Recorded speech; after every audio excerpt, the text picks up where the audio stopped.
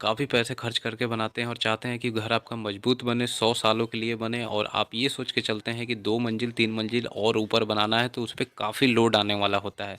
तो जो हम छत बनाते हैं तो छत में जो जाल बाँधते हैं उसका भी बहुत इम्पोर्टेंट रोल होता है। तो हमें छत में अपना जाल कैसे बाँधना है और हमें पहले पहचान कैसे करनी है कि छत हमारा 1 वे स्लैब है कि 2 वे स्लैब है, फिर हम उसके बाद डिसाइड करेंगे कि उसमें जाल कैसे बाँधा जाए।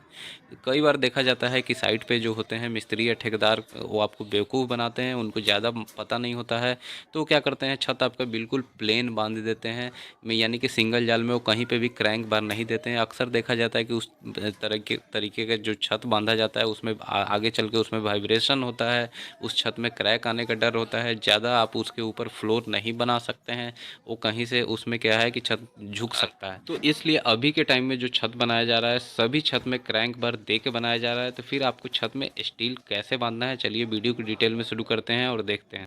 तो छत में आपको स्टील बांधने से पहले आपको ये पता होना चाहिए कि जो छत का एरिया है वो आपका वो 2 वे स्लैब में आ रहा है कि 1 वे स्लैब में आ रहा है। तो 2 वे स्लैब और 1 वे स्लैब हम ये कैसे पहचान करेंगे, ठीक है। तो 2 वे स्लैब जो देखिए यहाँ पे पहले मैं 2 वे स्लैब का बता देता हूँ। अब जो ये हमारा छत था ऐसे, ये कितना था 12 फीट था, ठीक है। और इधर से ये छत हमारा कितना था 15 फीट, यानी 12 फीट बाई 15 फीट का छत था। तो हम सिंपल क्या करेंगे, जो हमारा चौड़ाई है 12 फीट डिवाइड बाई 15 फीट कर देंगे। तो आप देख सकते हैं कि यहाँ पे जो हमारा ये आंसर निकल के आ रहा है करीबन 0.8 निकल के आ रहा है, यानी कि ये 2 से हमारा कम है, 2 जो है 2 वैल्यू हमारा उससे कम है। तो ये हमारा 2 ए स्लैब हो गया। अब वहीं जैसे मैं एक और आपको एग्जांपल देता हूँ, ये हमारा एक छत रहता है जैसे, ठीक है। अब इसकी जो चौड़ाई है, ये जो चौड़ाई ये अगर 20 फीट हो और इसकी जो गहराई है ये 10 फीट हो, तो 20 बाई आप 10 करेंगे तो आप देख रहे हैं कि 2 आ गया, यानी कि ये इसका वैल्यू 2 आ रहा है। तो 2 आ रहा है तो ये 1 वे स्लैब में हो गया, यानी कि वैल्यू 2 आए या फिर 2 से ज़्यादा आए।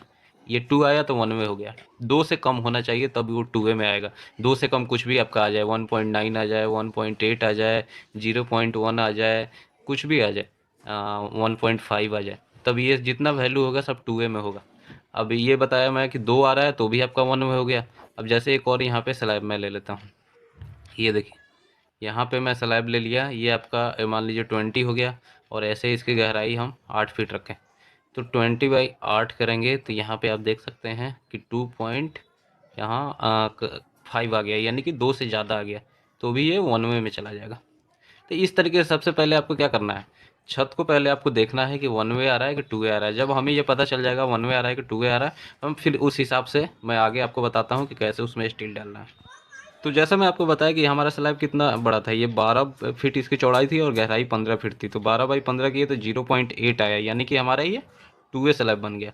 अब जब हमें पता चल गया कि 2 वे स्लैब बन गया तो अब इसमें स्टील कैसे बांधेंगे। तो स्टील बांधने के लिए यहाँ मैं नीचे आपको बताता हूँ। अब यहाँ पे मैं वो छत बना लिया हूँ, यहाँ देखिए ये आपका कितना 12 फीट था, ऐसे 12 फीट था और ऐसे में ये 15 फीट था, ठीक है। इसमें जो स्टील हम यूज कर रहे हैं वो 10 mm का स्टील यूज किया जा रहा है, मेन बार और डिस्ट्रीब्यूशन बार दोनों के लिए, एंड डिस्ट्रीब्यूशन बार, ठीक है दोस्तों।